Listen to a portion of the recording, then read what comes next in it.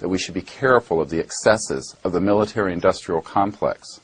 We now have learned, and you will hear testimony to this effect, that one of his chief concerns were that special access projects within the military and intelligence sector dealing with this subject were escaping the legal constitutional oversight of the American Congress and indeed of the American presidency. He stated this in January of 1961. In the councils of government, we must guard against the acquisition of unwarranted influence, whether sought or unsought, by the military-industrial complex. The potential for the disastrous rise of misplaced power exists and will persist. We must never let the weight of this combination endanger our liberties or democratic processes. We should take nothing for granted. Only an alert and knowledgeable citizenry can compel the proper meshing of the huge industrial and military machinery of defense with our peaceful methods and goals. Eisenhower's warning has really come full circle to this date, where we now see extraordinary funds being put into projects and being withheld from the American public, which, if released, could give us, indeed, an entirely new and sustainable civilization. These propulsion and energy systems, used for peaceful purposes, would enable the world to get off of its dependency of fossil fuels, oil, and the internal combustion engine, and have a truly non-polluting, sustainable civilization for thousands of years. The implications of this statement cannot be overstated. We are really talking about the ability of our civilization to move within a generation from a world which is facing environmental collapse, oil shortages, rolling blackouts in some of our states, and eventually growing world tension over a shrinking oil supply while demand skyrockets over the next 10 to 20 years. That grim scenario can easily be replaced by the declassification and peaceful application of these technologies. In addition to this, we have to consider what the risks are if we do nothing.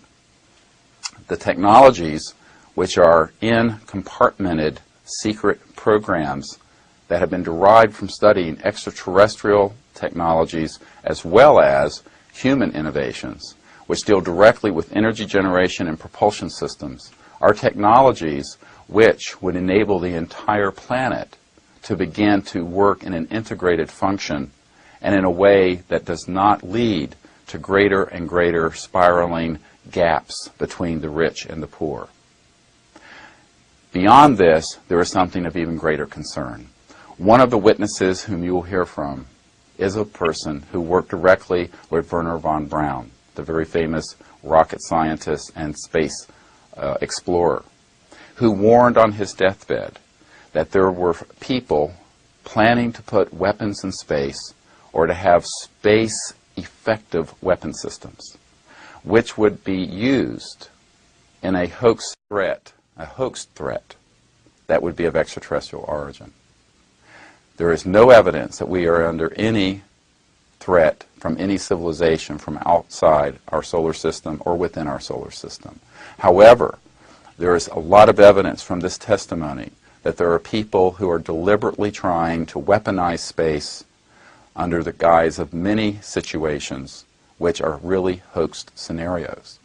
This is dangerous because if we are not alone in the universe, we cannot view space as our own private domain for Homo sapiens. We must view space as a frontier which must be shared peacefully with diverse life forms from throughout the universe.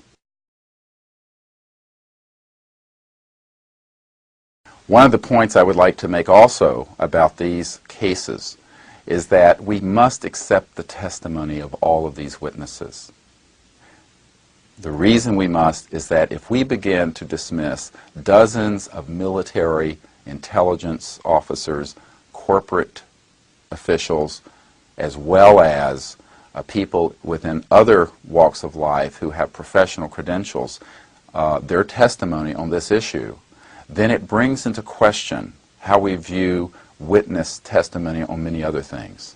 If we use that same standard, every murder conviction in the United States should be overturned, which has been based on witness testimony.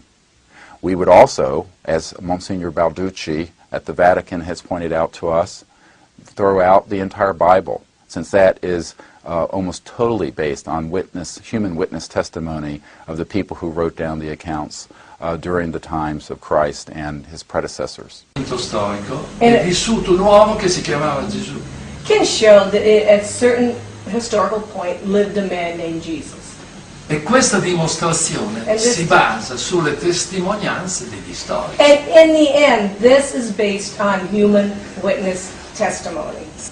Perché come facciamo a sapere che quel Vangelo è di quello lì, quell'altro di quello là? And how do we know that this gospel is from that man and this gospel is from this man is true? E sono le testimonianze che And they abbiamo are the testimony and the tempi. witnesses of those people.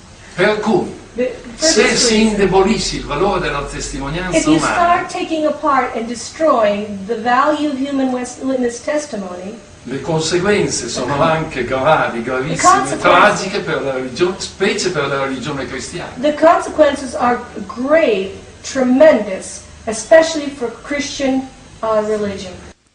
I should emphasize that this human testimony is key, and in a sense is more important than any physical evidence because it is multiple, it is corroborating, and it can not be tossed out in a cavalier fashion.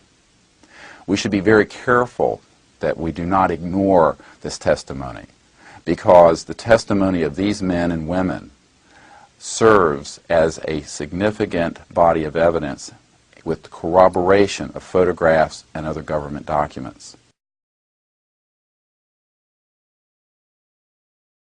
To introduce this part of the videotape, which deals specifically with pilots, radar cases, cases that involved telemetry and related technologies, I wish to emphasize that for decades, people who have been skeptical of this subject have claimed that if these objects were real, they would have been tracked on radar. We have no fewer than 20 witnesses from the Air Force, the Marines, the Navy, the Army, as well as civilian authorities in the United States and abroad who are qualified air traffic controllers and pilots who have seen these objects on radar.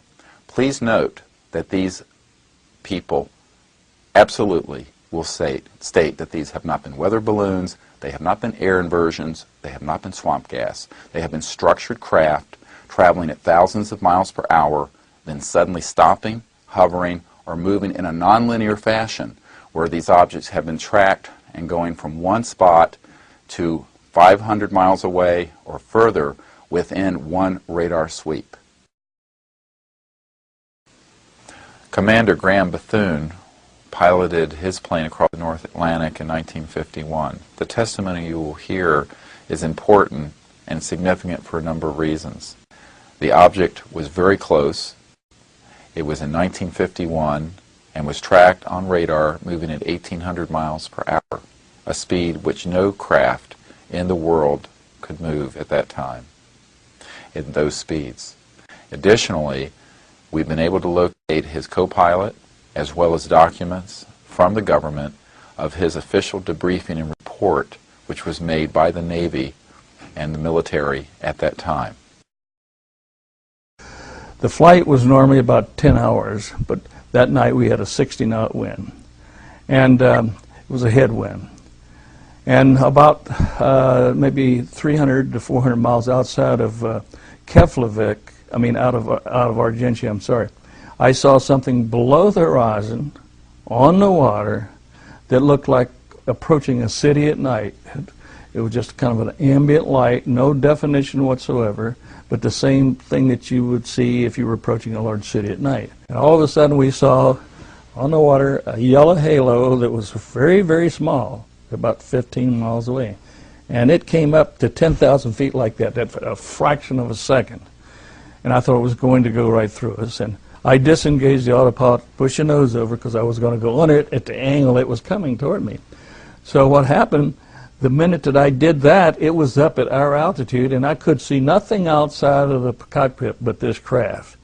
So I didn't know which way to go, and then all of a sudden I heard a racket. I didn't know what it was. I said, "Fred, what the hell was that?"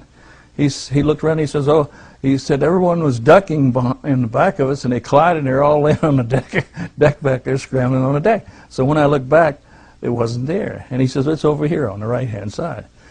Now, it was about a mile or so away on the right-hand side, and it kind of drifted forward maybe to a position maybe 5 miles away, and that's where it stayed with us for quite some time. This is when we could first see, it wasn't above our altitude, it was below our altitude, but it's still above the horizon where you could see the side of the craft, you could see the dome, and you could see the color around the perimeter of the craft.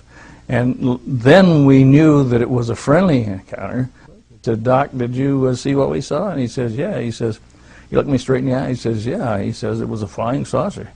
So I went back forward and I said, "Al, whatever you do, don't tell anybody we saw anything. He'll lock us up as soon as we get on the ground." He said, "It's too late." He said, "I just called Gander to control to see if they could track this by radar."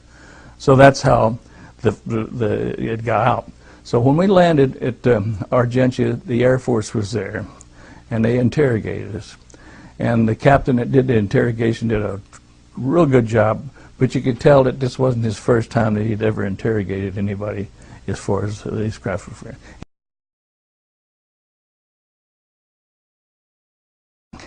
When that question was asked, it was 300 feet that came in my mind.